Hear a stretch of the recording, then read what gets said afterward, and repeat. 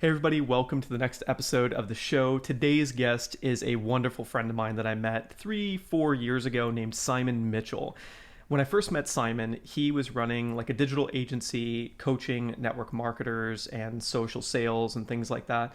And we met in originally, we'll talk about the whole story, basically from Italy to San Diego to Balloween, this big event that we hosted at his villa in Bali at one point, which is a whole story. We don't actually get into that story. That's probably good. Because No, that's, I think, we probably don't need to talk about that.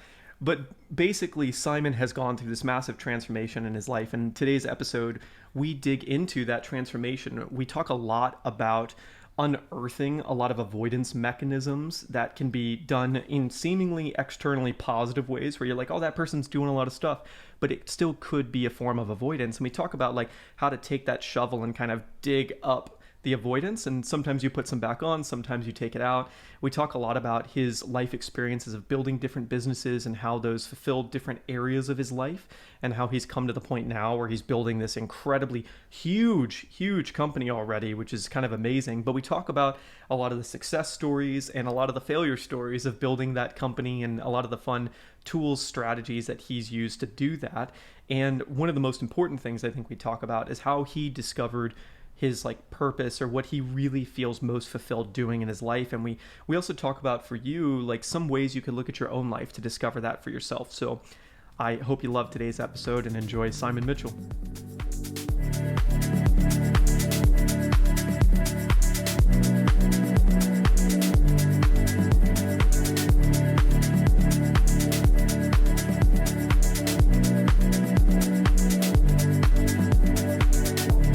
Simon and I have been talking quite a bit before this interview started. And to give you guys just a little bit of context, Simon and I originally met in Sardinia. We met in Sardinia randomly in the airport when I was on the way to A-Fest Sardinia, which is a huge event, like a party event for 4 days by Mind Valley, where you do learn some stuff, but mostly it's hanging out with cool people. And I'm sure we could tell stories about that, but we're going to get into a lot of good stuff today. And I met Simon at the airport randomly with some other people, and there's actually a whole nother drama story kind of interwoven into that same airport visit where I met Simon, where I maybe wasn't in the complete normal energy for myself. I can't believe I've never actually told you that. But Simon and I go way back. And after Sardinia, we saw each other in Estonia a few times, like working out in the gym. And we were like, oh, yeah, it's you, that person that I had known and met, right? But then it was crazy because after Estonia, I went to San Diego for like 2 or 3 months. And one day I was walking around downtown San Diego. I do these huge walks in the morning, like 1, 2, 3 hours. I call them pilgrimages. And I get coffee and I just think, right? Usually it's not even headphones. And as I'm walking one day in San Diego, downtown San Diego, there's like no one out at 7 a.m., 8 a.m. And I look down the street and I swear to you, I recognize the person that's walking towards me. And they're also just walking, like no headphones, nothing's going on. And it's Simon. And we bump into each other and we're like, what are you doing here? And it's just like a small exchange. I think we walk for like 5 minutes and then we leave. And then the next morning I'm out walking and I run into Simon again in downtown San Diego on a completely different street. And then I think after that, we probably walked together for like 2 hours every morning for like months. 2.5 months solid. And then ever since, every day. And sometimes more than just the morning. Sometimes it was like morning and then some work and then some more walking and then some more work and then some more walking. But we go back quite far. And since then, that was probably 2018, I think is when that happened. It's 2021 now. So, 2019. Yeah, I don't know. I think it was 2018. That's forever ago. Yeah. So 3 years ago, and since then, Simon and I have both done a bunch of crazy stuff, but I have been following him, watching his journey. He moved to Tbilisi, Georgia to start a company, which is something he's always kind of been on the fringes of starting something really big, and it finally culminated in like a perfect tax haven like Georgia. And then ever since, it seems like his life has just been an incredible journey. So today I want to get into some of these amazing tips and wisdoms that Simon used to spout to me back in 2018 that I'm sure have just tremendously grown since. And the first question I want to get into with Simon, because we were talking before we got on the phone, or before we got on this call here, and Simon, why do you think anyone, or maybe just you to start, and then we can get into the big picture, why do you do business? Like, why do you do anything with business? Yeah, I think, and we have been talking about this, and it's so funny you talking about moving to Tbilisi because it was like 2 years ago the other day, and that's a whole story we should talk about in itself. But I think for me, this addictive drive, this addictive desire, hunger, pursuit, whatever you want to call it. And for me, I don't really think it's a choice anymore, if I'm honest. Like, I think you kept out part of that story where you came and stayed with me in Bali, and I don't know how long you were in Bali for, maybe 3 months, maybe longer. I don't know. You're a while. But I think the life that I had when I used to live in Bali, even when I was in San Diego, very wildly different to my life now. And it's really, where does that energy that we all have, that we all use, and at the time it was putting it towards travel or variety or partying or really dumb stupid stuff, rather than putting it towards business. But I think the energy is exactly the same. I think the intensity, the focus, you've known me long enough, the intensity has always been the same. It was just, where is that energy going and where is that directed? So I think for me, business is a far healthier output, a far healthier pursuit, a far healthier drive, and provides far more challenge. Actually, I think it's actually quite fundamentally easy to be really good at partying, or really good at avoiding life, or really good at jumping on and off planes, and really good at having lots of fun, or being totally disconnected. If I'm honest, I think that's really easy. I think business is that still the same level of pursuit, from a really core need, really core fundamental human need for me, of where am I putting my energy, where am I putting my focus, but how do I do something that's serving that higher vision of myself, serving that how do I be better version of me. I think business is probably the only thing that I found that allows me to live healthy, live in a and maybe that's subjective, but I'm sure that some of the team actually would be like, it's not healthy in any way possible at all. But I think it's healthier than the other stuff I was doing, right? Like, I think it was healthier than, every time I had a problem in life, just move countries, or every time I had a problem, just go and pick up 12 cocktails, or every time I had a problem, just avoid problems. I think business just comes with so many problems that you can't avoid it. So for me, it's like, I get that need from a variety perspective, I get that need from a challenge perspective, but it's building towards something rather than just, I guess, staying the same. So you dropped like so many things there, but let me ask you, what were, as an example for people listening, like what were some of those things that had happened where, or actually, what was the first time something happened where you were like, to solve this, I'm just going to change my life completely and like move countries? Walk me through that Yeah, scenario. I think I've done it so many times. Like, I've lived in, I think, 9 or 10 different countries now. At the age of 21, I moved to the US because I didn't like, the whole go to school, go to college, get a job, work in a normal job. Like, I had a job in the town, like just a normal job in the town that I grown up in, that I went to school in. I was living at home, I'd graduated, and I was like, this is my life. And a story that I never tell, and I don't even know you know this. Like, I applied to join the army, got accepted in to become an officer in the army, because I was like, I just need something more out of life. Like, and I think that's probably been my quest for life, is how do I find those edges? And I'd been conditioned through society just to live that normal life. And at 21, I moved to America. I became a summer camp director. Nothing to do with business. Like, literally, working for a not-for-profit, earning $14,000 a year. Like, broke as shit. Like, totally unbelievably broke. But this desire to find something new, and that pattern just kept repeating. When I left the corporate world, when I started my own business, when I moved to Australia because of life problems or relationship problems. I think every time there was a problem in my life and I didn't like something, I just had this comfort. And I guess it goes back to my family. My mum was born in Kuala Lumpur, my grandma was born in Shanghai. I'd grown up hearing just international travel my whole life. But every time I had any kind of problem, for me, I just found it easier to like pack a suitcase and just move generally to the other side of the world. So I've just kind of oscillated between continents and just kept moving, rather than going, hey, what's going on inside of me, or what's, internally happening that's causing this. I guess in my 20s, it was just easier to just keep moving and just going, well, actually, it's the country, or it's the environment, or it's the people, or it's the job. I think, yeah, for so long, it was just the case of, let's just pick myself up and move. I don't, I guess, know at a young age where that came from, but I think the permission to do that was just rooted in the family, the environment that I grew up in, of people just being like, just go try stuff, go screw up, go make mistakes, go move to different countries, have different experiences. Yeah, I think they've been the coolest things in the world. I wouldn't change any of them, that's for sure. So then, if that you mentioned something there where you're like, what's going Yeah. on with me? Like, what is going on with you? What was going on with you, and what drove you to finally? You've been in Tbilisi for 2 years, which I think is the longest you've Yeah, been like anywhere, solidly as right? well. I So, think the pandemic helped with that. I think, not being able to get of on a plane course. for 16 months, the longest time for 8 years where I couldn't get on a plane. But I think for so long, to touch on the question, I think for so long, the life pattern was just a phenomenal skill of avoidance. Like, straight up, just a phenomenal, wrapped up in personal development ego. And let's call it that, right? Like, know the talk, know the words, know the phrases, know the events to go to, know the bullshit to spout, like, but really, like, deep rooted, like, just how can I avoid, like, even, I remember, like, getting off the plane when I first met you. You're super extroverted, certainly, the version of you now, right? Out in the world, speaking to everybody.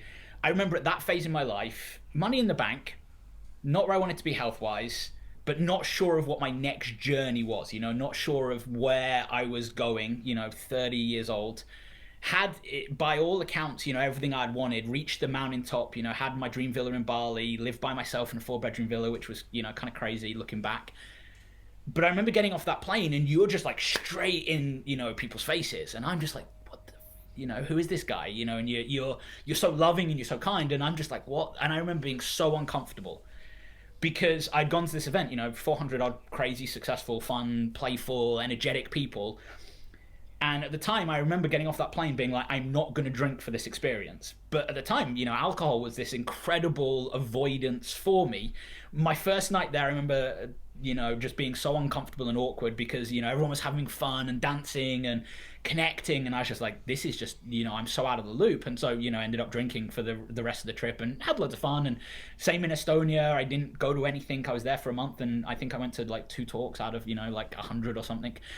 Because there was this underlying rooted, how do I avoid all the crap going on inside of me by just being busy, move to another country, there's always another party, there's always someone to criticize, there's always another personal development event to go to. PD's great for that, right? I know you've seen that tons of times. Like, it's a great way to actually avoid doing the work. You just keep going to more stuff. You keep signing up for more things, keep attending more things. Yeah, to eventually get into a point where it's like, maybe this pattern isn't working. Maybe this isn't what I was looking for. Tbilisi was not the plan by any means, actually. Although, I'll tell you the story. I remember being in Bali, my 31st birthday, maybe 32nd. How old am I? 34. Yeah, so 32nd birthday. I'm at a bar that I love. I've got, friends around me, really great friends. I'm, countless cocktails deep. I'm stood on tables dancing. If anyone's ever been to Moto Mexico or in Bali, you know exactly what I mean. Like, it's wild. Things are going crazy, things are going off. It's my birthday, surrounded by friends. And there's this very cold chill that just comes across me. And it is like this light switch of, this is not who you are anymore. This is who you've been.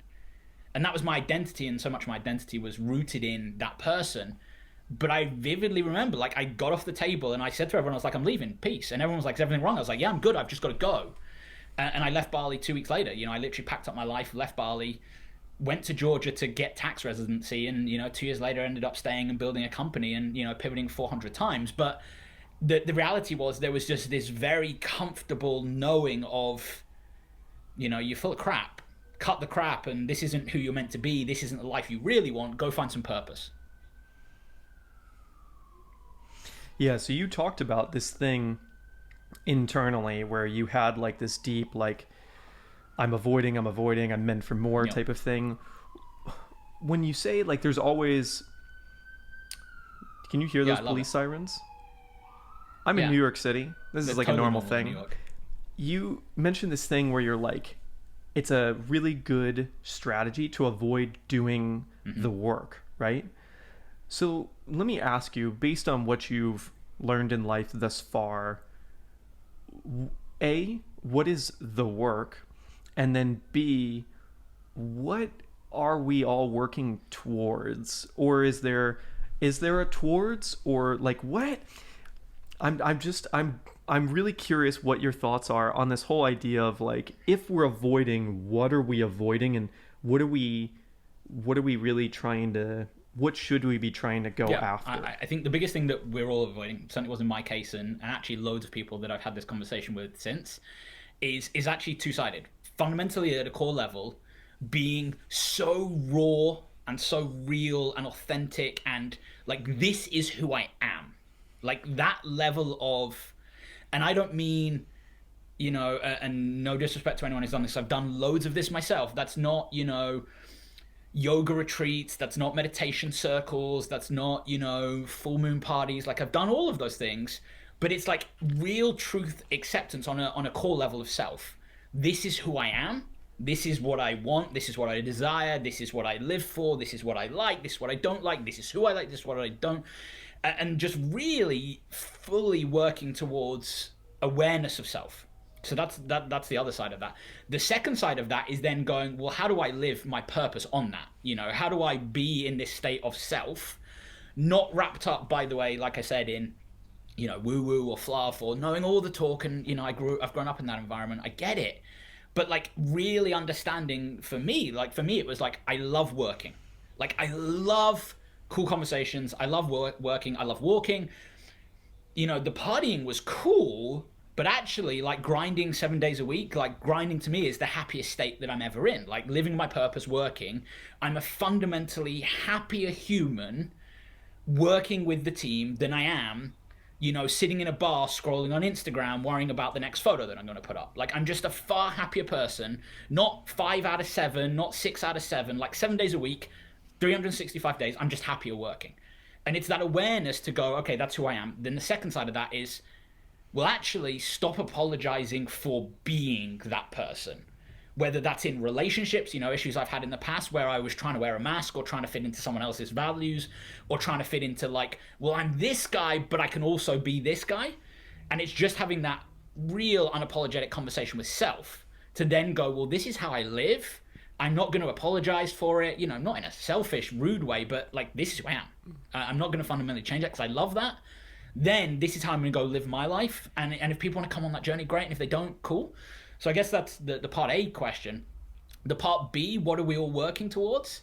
Yeah, I don't know. Like, honestly, I don't know if I have the answer for... I think I've got the fluff answer, which is like, fulfillment and happiness and joy and connection and experience and love and all these incredible things. And they're all incredible. Like, don't get, like, really incredible things. Like fulfillment, cool. Purpose, cool. You have to have those to drive you to get out of bed every morning to want to go do the things. But do I think it's like to get there? No. Like, I think I've given up on this idea of like one day ever being, Gary Vaynerchuk talks about it with owning the New York Jets, just because you're in New York.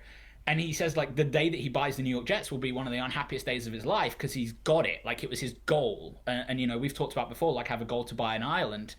I know the day that I've got the island, I'm screwed, because what am I doing the next day? Like, what's the thing after that? So I guess I'm not driven by that too much anymore. I'm just driven by, how do I be a better man? How do I be a better leader for the team? How do I, find more self-awareness? Or going back to that first part of the question, I think I'm incredibly selfish in that, if I'm real. Like, I think I'm so wrapped up in, self-awareness of my journey and, all the lessons that brings, rather than, trying to think of where does humanity go. I think there's cleverer people that deal with that. So you mentioned a couple things that I just want to pry into a little bit deeper. You said day one of A Fest, you showed up, everyone's like celebrating, right? Everyone's like talking, and some people are drinking. There's a lot of excitement and energy, and you felt very like, I don't really want to share, but I want to party, right? Because you had all these like things inside. So one question is, has that changed since you've is that something that's a part of who you are? Like you're saying, like you have to understand yourself and your strengths and your weaknesses and just own who you are. Is that a part of who you are? And then my second question is, and I hope we can get to both of these because they're both really interesting answers to me, I think. The second question is, how has your relationship with making other people a priority versus yourself in especially like these harder Yeah. times, or what are your thoughts on that whole idea of like giving versus Yeah. You know, receiving? So first question is are you still that person that's a little yeah, shy? massively. But I think there's just comfort in. I think I walked into that environment psyching myself out. Like, I think I walked into the environment going, oh my God, all these incredible people. Who the heck am I? Not drinking, didn't have control over, energy, health, my relationship to alcohol, all that kind of stuff that I now do. And I vividly remember, like, I can tell you where people that are now friends, our mutual friends, people, like, I can vividly tell you the whole experience of that first evening. And it's actually just the awareness of big group party environments. They're not my jam. Like, I just don't enjoy them. Like, they're just not my thing. But put me at a dinner table with four people and I'm the happiest human on the planet. Like, there doesn't need to be any alcohol in that environment. There just needs to be cool conversation. If there's not cool conversation, I'm out. But it's just that understanding of, like, I think I can now comfortably walk into that environment, even knowing nobody, know that I'm going there for, 15 minutes, half an hour. Like, hey, nice to meet you, you're cool, awesome, love you, brilliant. I'm not going there needing. And that's probably the biggest realization of, I think, when I look back into the person that I was, or the state that I was in, there was a lot of need for self-acceptance internally, but also need externally, right? Of people to be like, you're accepted, you're cool, you're successful, you're valuable, you're loved, whatever, term you want to phrase it. But there was this search for external validation and self, acceptance. Whereas now there's just like, I'm good, man. I'm living the life that I want to live. It doesn't make sense to 99.9% of the world. It doesn't make sense to most people. I'm okay with that. I've stopped justifying it. I've stopped arguing on it. I'm just, that's the life that I want to lead. And I think that kind of leads on to the second thing actually really nicely is, I think this world of building a team, building a company has totally shifted my priorities twofold. One, I've got to look after me to look after other people. And I think that has been a huge growth journey for me, because I think for so much of my life it was, how do I give and give and give and give and give and give and give and give and give? Then eventually people will love me enough back. But I think now it's like, well, actually, no, base foundation, I got to be good. I got to be healthy. I got to be well rested. I got to have my energy in a cool place. I got to be calm. I got to be focused. I got to be driven.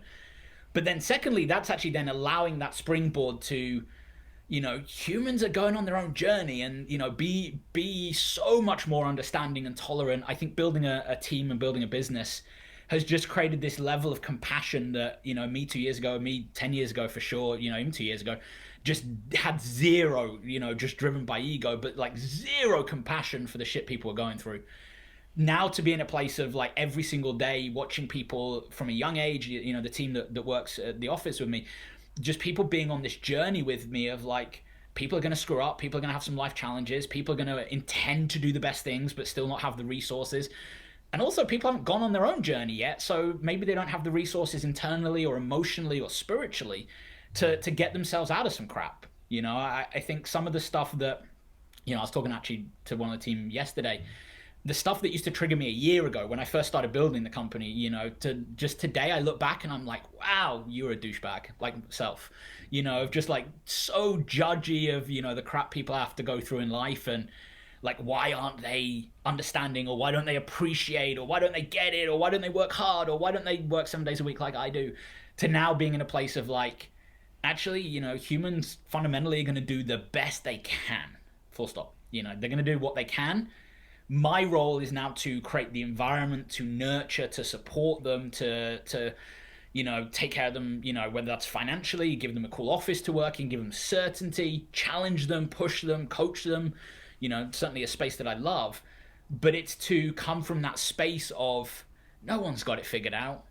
Like, nobody's got it, no one's got the answers, certainly not me.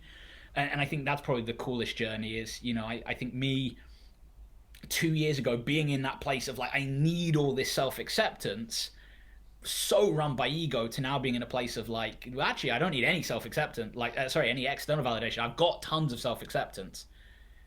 However, just that compassion, of, yeah, people haven't got it figured out. And actually, how can they? Because, they've all had some shit happen. They've all gone through some challenges.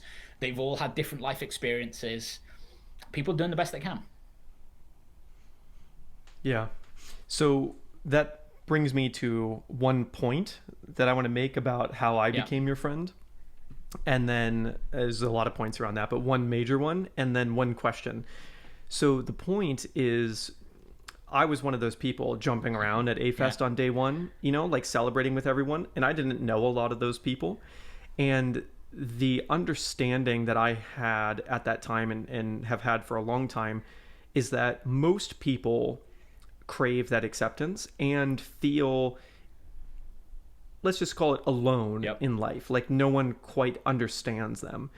And I realized that that's everyone, or just about everyone at some level. Therefore, I was very, and still am to this day, very comfortable walking up to literally anyone Yep. on the planet and chatting with them like they're my best friend, because I know that they feel awkward and they feel less secure in themselves than they could. Therefore, if you just initiate friendly conversation, like most people are just super open to it. And the more wacky you get, like I was at a party with Eric Strauss in Yeah. Austin recently, and it was like 100 people there at a birthday party, and he was talking to some lady out by the dance floor, and it's like 8 p.m. There's like no one dancing at this dance floor. It's like the first thing since COVID happened. Like people are just not into like celebrating at this point. And I'm sitting there on the dance floor by myself going crazy, right? Totally by I myself. Like visualize it. my Yeah. eyes are closed, and I'm just dancing, right? Because I'm just so excited to like be at a Yep. dance floor in so long. And it was awesome. It was Austin. I mean, a lot of reasons to celebrate life at that point. But so I'm dancing by myself, and this lady who's talking to Eric points at me on the dance floor. She doesn't know that we know each other, and she goes, I love Texas. You know why? Because people don't give a shit. See that guy over there? He doesn't give a shit. I love it. Yeah. So it's kind of this whole idea that you're talking about, where when you understand that that feeling that you had, most people have, it makes it very easy to talk to anybody. So then I the just want question to I add to that, 'cause have, I want to tell two sides of that story. Well, another two sides of that story. Firstly, Eric Strauss on the first night of A-Fest was the person I was like, I'm going to go talk to him, because he had done like a pre-workshop that day and talked all about business. So I was like, there's my safety net. And I literally was just bugging him for half an hour, like there's people dancing, and I'm like, dude, you're my safety net right now because I can just jam on business with you. And he told me to go read Rocket Fuel by Gino Wickman, great book. But it was like, that's safe because I can talk business. But then secondly, even how we became friends, I don't even know, I think you know this, but like we bumped into each other walking, and I'm like, fuck, man, like Skip's in town, like, and you're like, come hang out, come have dinner. And I'm like, nope, I'm busy. Nope, I'm sick. And kept like, nope, because I don't like new. Like, certainly at that time, right? Like, want massive acceptance externally, but scared shitless of what people are going to think of me.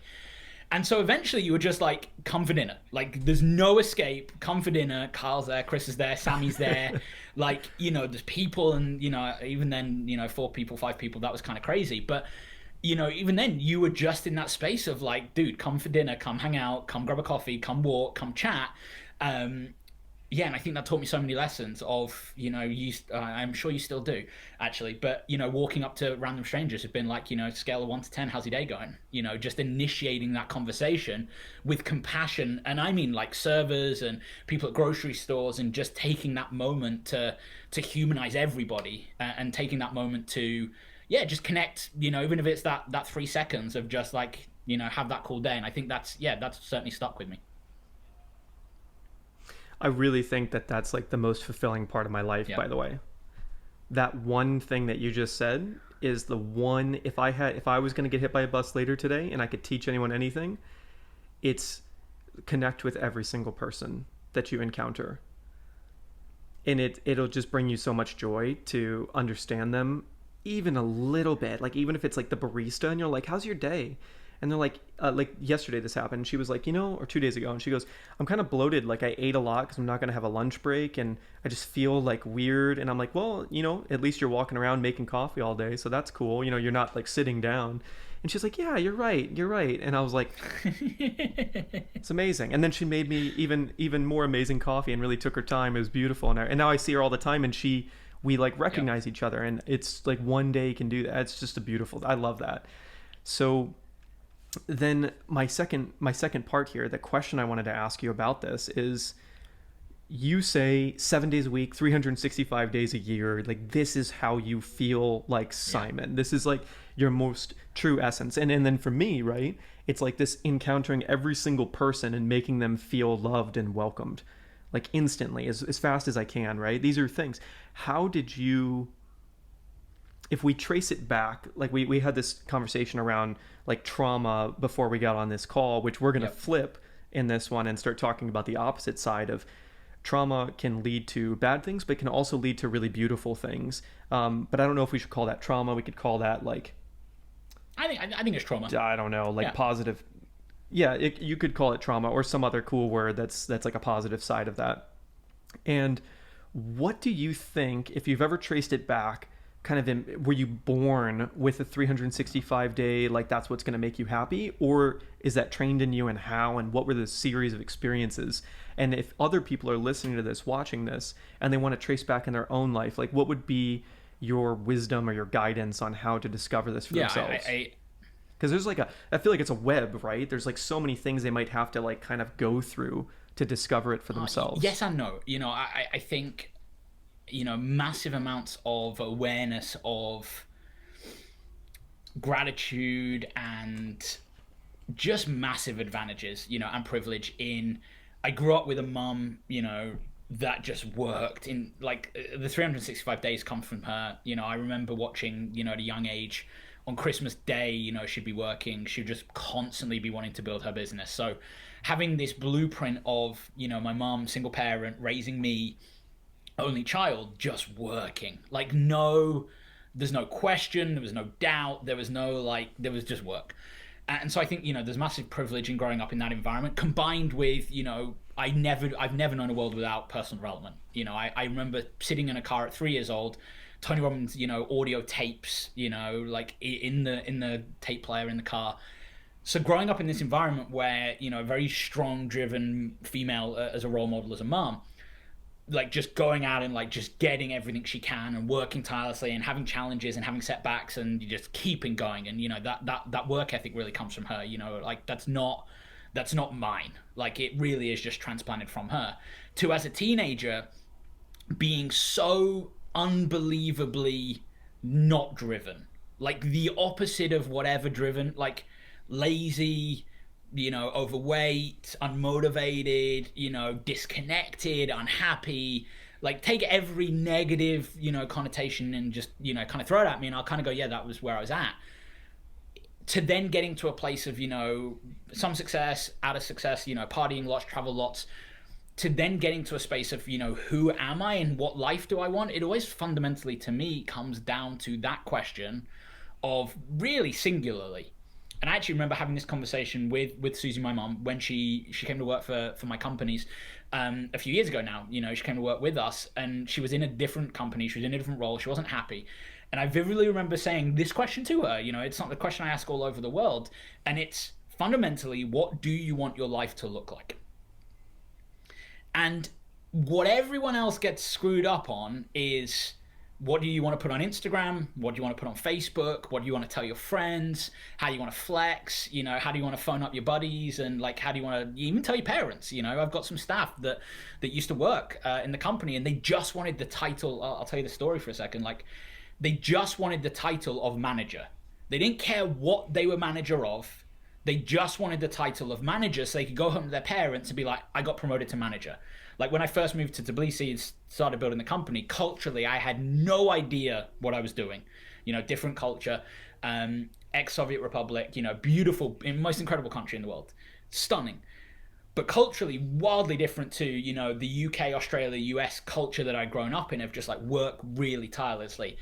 And people were just like, I was like, I'm going to do a management training program. And, staff had to apply for it. I was so delusionally naive. And loads of people applied for it. And I wasn't prepared. We were super busy. And so I just made loads of people managers. Like, it was one of the dumbest things I've ever done looking back. Like, I was just like, you're all managers. There you go. Because to me, it was just a title. And titles mean nothing to me. And they were all like, I'm a manager. And then if I started to do trainings that they weren't involved in, they would be like, well, I'm a manager, so why am I not involved? Or if I had a meeting that they weren't involved in, it'd be like, why am I not involved? And I got to this root core of just, I had one member of staff specifically that just wanted to be a manager. Didn't care what department, didn't care what role, didn't care what task. Just wanted to be a manager so he could go home to his parents and say, I'm a manager. And I think that, to me comes back to that, like, what really do you want out of life? If you want, like, I know at some point in my life I want to go sit, in the middle of the woods somewhere with a cabin on a lake, sit in a sauna, write books, and probably not talk to that many people. I've also, lived in cities. I also love being able to, come and hang out in cities. You're in New York. I love being able to hang out in the city. But there's different phases and different chapters in life. But for me, it's, what do you want out of life today? Knowing, like I said about Bali, I was living a wildly different life 2 years ago, knowing that at any point you have full permission to change your mind. You have full permission to change everything: your identity, your company, how you make money, who you are, who you hang out with. Everything about yourself can change every week, like every month, like every year. Like, change it as often as you need to change it, would be my wisdom. But today, in this moment, like in your core, in your soul, what do you want out of life? And then what are the steps to get that? And as long as you follow that process, the rest of it's just noise. Like, I've spent, in like insane amounts of money on doing things in my life that I thought other people would think were cool. So I did them to show other people that I was cool, or that I was worthy of love, or that whatever. Like, just really expensive lessons. But now the awareness of, like, fundamentally, that's all I go back to, is what do I want to do with my life, knowing that in a week it may change, in a year it may change, in 10 years it may change, but today, what do I want to do? And that to me right now is to find, what am I really capable of building in business? What, as a leader, what am I really capable of? Knowing that I may get to a phase in life, where that is different, and that's not what's driving me. So, I think the work ethic comes from my mom, but I think the mistakes along the way have really given me that permission, again with that self-acceptance, to just go, today this is who I want to be, knowing that I don't have to be that for the rest of my life. I don't have to be that forever. This is who I want to be today, so these are the steps to get there. Beautiful.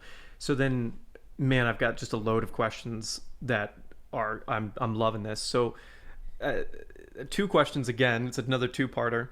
The first question is, let's say, so I have this theory that you just kind of talked about, which is, whatever made the parent that you kind of craved love from the most, or respected the most, whatever made them happy, is likely what's going to make you happy. Let's say that it sounds like you were raised by a single parent. Just mom. So let's say that single parent, whatever made them happy, you don't want in your life, right? Like, it wasn't a good example. Like, it sounds like your mom was a fantastic example of, like, all this, like, personal development since you were 3, like, you're subliminally programmed with it. What would be your recommendations if there's things that you would like to shift about that core, maybe, driver that's been built into you since you were a child? And then the second question is, you talk about, like, what do you want today and what are the steps to get there? When you were in Bali dancing on tables and suddenly you were like, you know what? I don't want this anymore. Where did you go from there to make the decision to what you did want to do? And then how do you separate, like, the acute pleasures that you're seeking from the chronic success or whatever it is that you're seeking? So for instance, what if it's like, I want to go kite sailing full time, but that's not necessarily like a long term. How do you do your goal setting or your visioning and all that? So those two things. Sorry for putting so much on the plate there. I think the first part of how do you change that is one, really, and PD 101, right? See where that's rooted from, see where it's coming from, see whose that is. For example, I talked about, weird that I'm talking about the story, but I talked about applying to join the army, and that was something that I did. I remember, like, leaving to move to the US and not going through that process, and looking back, and I was like, why did I do that? And my great uncle was, super high up in the Royal Air Force. My granddad had been in the army, and so I grew up hearing these military stories. And I don't know my dad, so my granddad was very much my male role model. Like, I adored him. Incredible man. Super intelligent. But for him, the army was a very respectable career, very respectable job, very respectable career path. So for me, it was like, well, I wasn't happy in the normal career world, so I'm going to go do that because that would make him so happy, and that would make him, I had something respectable. to then realizing actually that's not who I am in my core. I like to, well, not even slightly, I like to break out of molds of what society says is possible. I like to travel. I like a lot of variety. I don't really believe in convention. I don't really believe in, rules, and that's a whole nother thing. But he was incredibly rules driven. I'm incredibly opposite. Susie, my mum, incredibly rules driven. I'm incredibly opposite, but she's kind of crazy in her own way. But it was that realization that actually these limiting beliefs or these negative thought patterns or these identities that aren't mine, well, if they're somebody else's, you can let them go. If they're somebody else's, they don't have to be yours. You just got to be cool that they're somebody else's. And then it goes back to that self-acceptance. To me, that's everything, right? It goes back to, I've said it so many times, but that awareness of self, the awareness of, well, actually, this is just what I do want. And there's no right or wrong, there's no good or bad, removing, the positive, negative out of it. It just is what it is. This is who I am, this is what I do want. Okay, this is what I'm going to go get. The second part of your question, I think, to me is probably more interesting, because I think this is what stops, if we're talking about, getting hit by a bus, the world ends, this is my last piece of wisdom. It's the, how did I go from, dancing on tables, this is not what I want? Well, one, I took action, I got on a plane. But I remember when I first moved to Tbilisi, I spent the first month and a half walking around, like literally walking around, listening to podcasts, doing nothing, still avoiding life. So it wasn't instant. Then I got, I was like, okay, I'm going to start a company. I needed it for residency. Started a company. Then I got some staff. We started out in this tiny little office. We lasted in there 21 days. Then we moved to our next office. We lasted there 3 months. And we kept pivoting. And that's the key. That's the distinction, that I would say to anybody is don't be so attached to what you think the outcome is. And I think COVID has probably taught this to a lot of people more so than ever in the history of time, is I've been so unattached to my own identity in business that every time the company's pivoted, the company's changed, or we tried something and it didn't work, I've not even stopped to go, oh, that failed, or oh, that didn't work, or oh, my identity has to change. We've just gone, from coaching business, me coaching, very much my brand, to a digital agency, very much working for other companies' brands, to launching a brand, launching a business, global e-commerce brand. Everything's just been rooted in not even pausing to stop, but just going, there's an opportunity, let's run at it. Oh, that didn't work, take a step back, run in that direction. That didn't work, take a step back, run in that direction. But I think the only way the change happened, because in the micro, it's been painful as shit. It's taken it forever. It sucked. I hated it all, but I loved it all. Like in the micro, it's been horrible and slow. In the macro, it's been the greatest challenge and the greatest thing and the happiest time of my life and fast. But in the micro, it's horrible because you're just constantly pivoting, and I've lost staff because of that. I've lost friends because of that. I've lost my health for a while because of that. But in the macro, it's been the greatest thing in the world because I've grown so much and I found so much of that identity. But it always comes back to, and I think you've done this so well, and everything that you've taught me.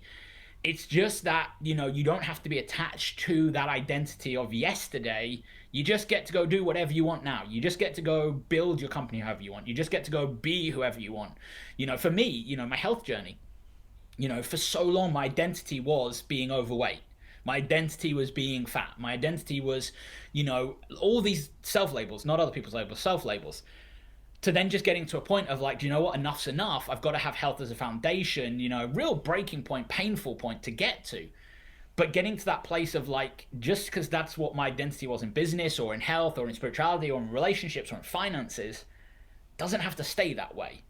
It's giving yourself that permission to pivot as many times as you need to, like as many times. And I think it goes back to, that would be my advice to somebody is, how do you go from dancing on tables totally disconnected to the person that you see, kind of zooming out, literally real out of body experience, like, zooming up into, 1,000 meters into the sky, looking down on me being like, what the heck are you doing?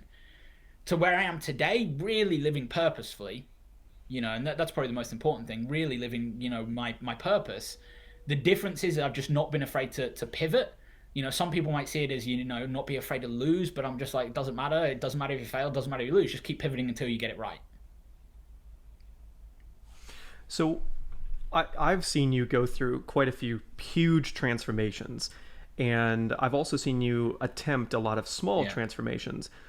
right now you're on what, like day 62 or something of the Yeah, 75 so hard? that's kind of crazy story in itself. I got to day 60 and then got like deathly sick, like bedridden, couldn't move. But I've carried on. So I kind of ended the 75 days because I missed a day.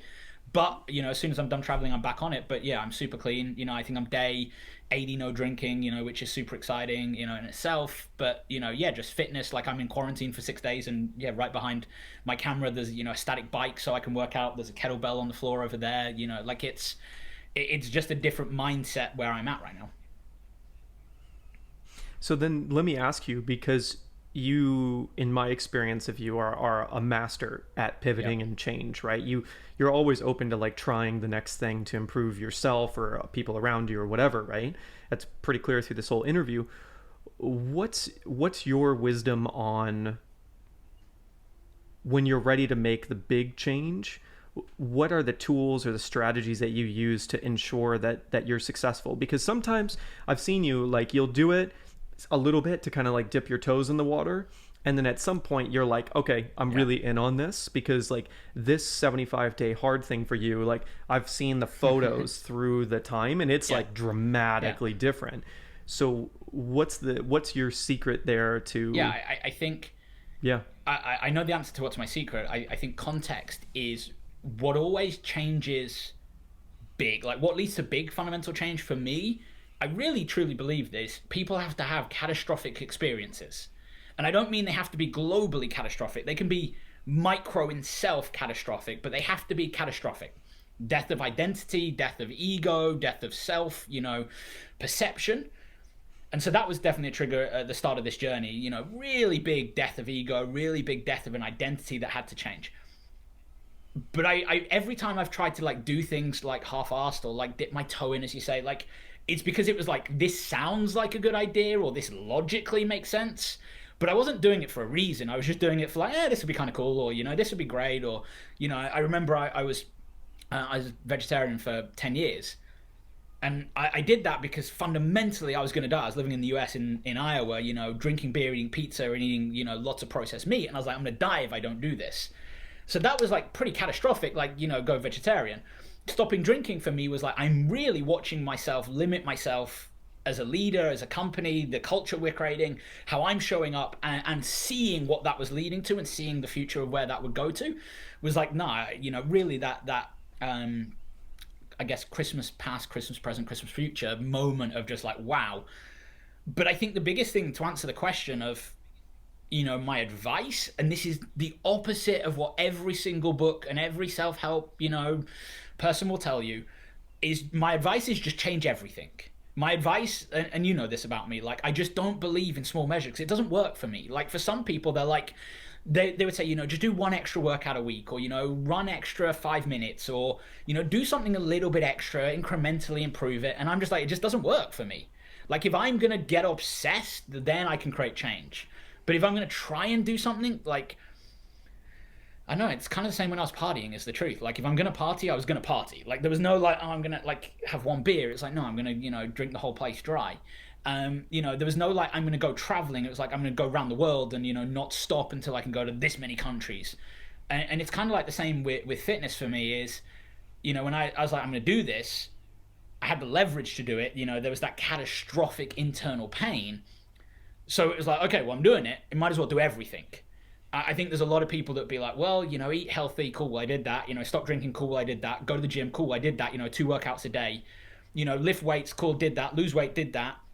Drink a load of water, read books, sleep, which had never really been on part of my plan, but like really sleep, like 7 8 hours a night, which for me was crazy at the time. I did all those things just in one go, because to me it's just, if you're going to do it, you might as well do it. But also every time I've tried incrementally, I end up in here, rather than, well, my ego's got to die, my identity's got to die. I get to know that I can pivot and change, so why not just pivot and change on the whole thing? So let me ask you a question here, because definitely different personality types, but to be fair, I, from the years I've known you, I've never seen you do this thing that a lot of humans do, including myself, where there's like a downward spiral, right? I've never seen you truly like spiral like other people have. And so tell me a little bit more detail about this time when you moved to Georgia, and you said there was a month Yeah. and a half where all you knew is that your life needed to change. It was the reliving of this pattern that you talked about where you're like just moving and changing everything and just on to the next like fluff of Yep. avoidance, right? But for some reason, I would say that maybe your like avoidance measures were healthy even by avoidance measures, right? Because at least you had this like momentum. So what did you do in this month and a half? Like, what was that actually like? Walking around Tbilisi in Georgia, you said you were listening to podcasts. So again, like if this is Simon Mitchell's like Yeah. low, walking around a city, exploring places, and listening to podcasts, I'm really Oh, there curious. was a lot of other crap though, well, right? Like there was, Georgia, birthplace of wine. That was fun. Bread and cheese, just phenomenal. Like, I literally just watched myself gain weight over that month and a half. It was incredible. Um, sure, walking and listening to podcasts, I think, incredibly powerful. But I think those spirals exist. I think I had one, really 2.5 months at the start of this year in many, many ways. But I think what the advantage that and I don't know where it comes from. The advantage I have is the moment I see it, and sometimes it's slow for me to see.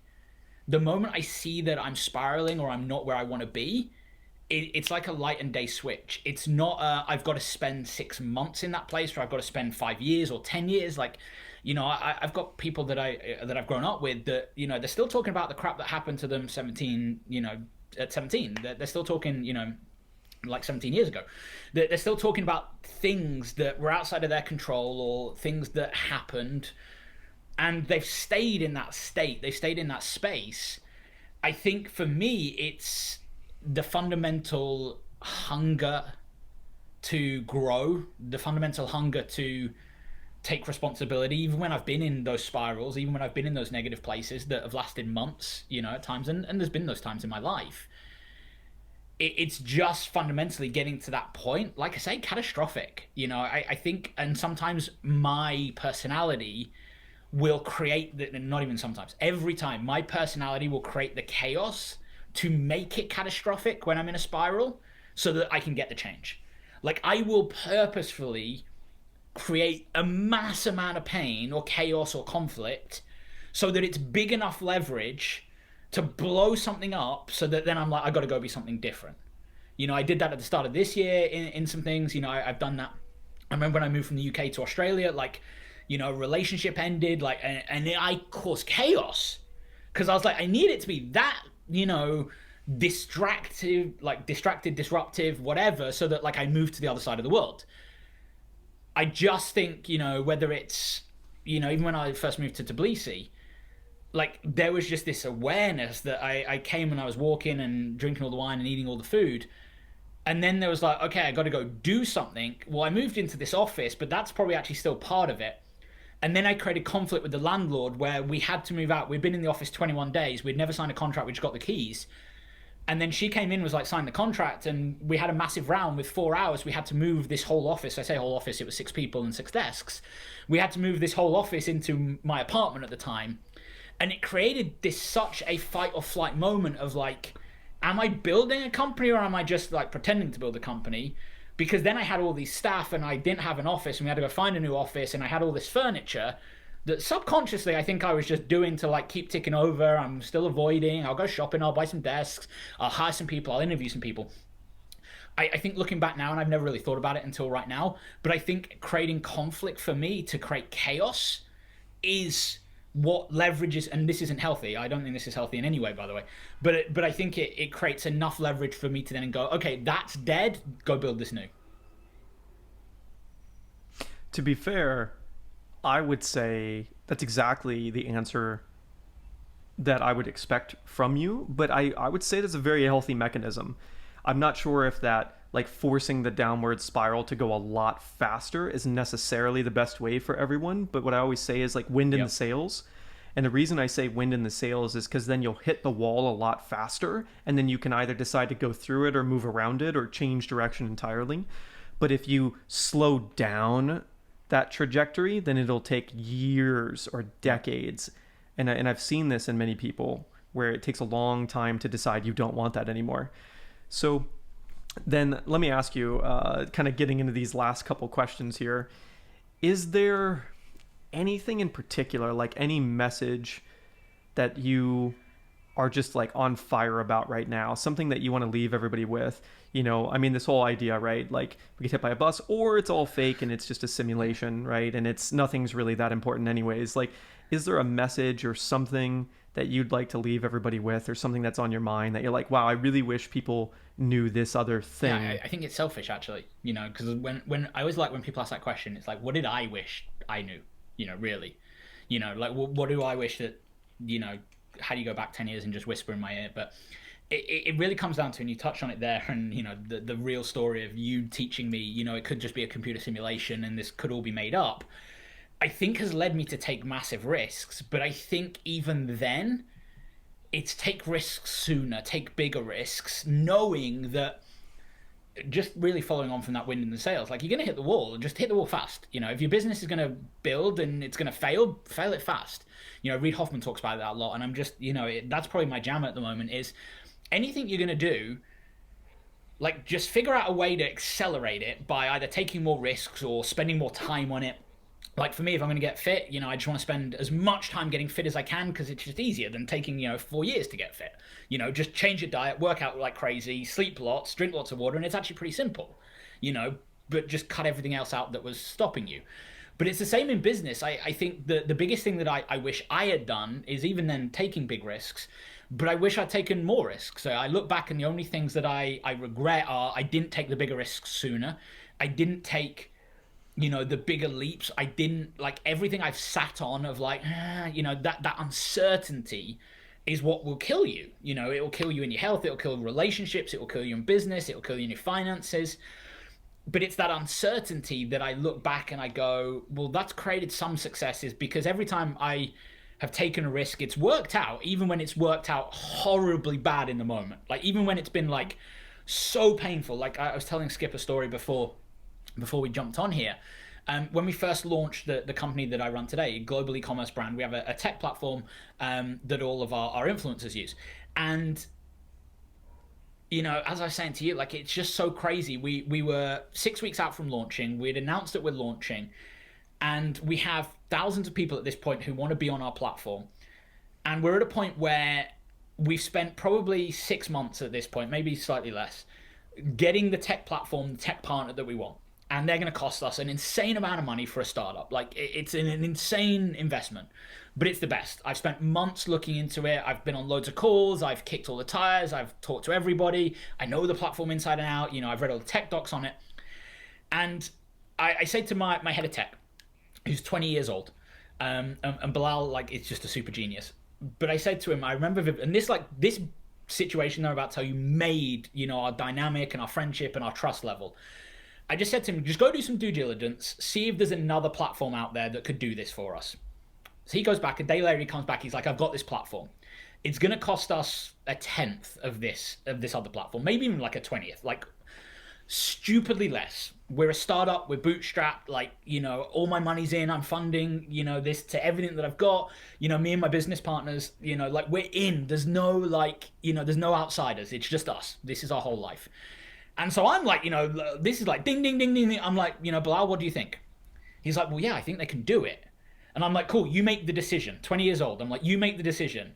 And, he's the most loving guy in the world. But he's just nervous. Like, no shit, right? 20 years old. He's just like, this is a big risk. This is like, what are you making me decide? I was like, do you think they can do it? He's like, yeah. And I'm like, cool, so you make the decision. Now, in my head, I'm like, I'm making the decision because I know what he's going to do. So I'm taking that responsibility. It's not on him, it's on me. But I want to like help him go through that journey. And yeah, it was cheap for a reason. Let's put it that way. We launched, the day that we launched, we went down for 36 hours. I was sleeping on an air mattress next to my desk, for the first, 3 months of that platform. Like, it was absolutely insane. I didn't sleep. I was in, not a hospital, but I was in, medical clinics getting checks for, ECGs of like having heart palpitations, having panic attacks because my body's just shutting down because I'm living off red wine and pizza and no sleep. And it comes back to that of just, my brain's a little bit wired to just, take it, do the risk, find out what happens, and Skip, I blame you because, you once told me maybe this is a computer simulation and, ones of it's all not real. And I think I just kind of live that now of just like, ones of it's all not real. The only way you're going to find out whether something works or not is by doing it. So you might as well do it. Long story short, we did a migration in 25 days. We moved thousands and thousands of people. We went back to the original platform. We figured out how to make it work. We didn't sleep for months. We talk about it still to this day because we figured some stuff out. We figured so many lessons, painful lessons that sucked. There's no part of me that look back, I'm like, yay, I was a genius. It's like, no, Simon, you're an idiot. Like, what were you doing? It was crazy. It was insanity. But it's that ability to just look at something and go, well, okay, if we're going to make a decision, make the best decision you can in the moment, take the risk, take the leap. If it goes horribly wrong, pivot quick. But knowing that you're just going to get the lesson, because nothing's fatal. Like, and even if it's fatal, it's still not fatal, right? Nothing's fatal because you just keep pivoting, you just keep growing. But I still blame you for that one. I don't, but... Wow. Yeah. Thank you for that. So then let me ask you, when people hear this and they want to learn more about you, about your company, they fall in love with you and they're like, I just need more Simon Mitchell in my life, where can they go? Where can they find you? That literally makes me anxious straight away. I'm like, don't. But, Instagram's the best place at the Simon Mitchell. I'm partially on there. Stories is probably the best way to come hang out with me on there. Although I've committed to being a lot more present on social media now. So yeah, that's going to be kind of exciting. But yeah, Instagram's the best way to do that. But yeah, be nice if you do. I love it. I can attest Simon's stories are great. I still watch Simon's stories. So they're awesome, and you'll get to see a lot of his health journey and stuff, which is really cool and fun for me to see. Cool, So it's been thank fun, you brother. so much for coming on the show.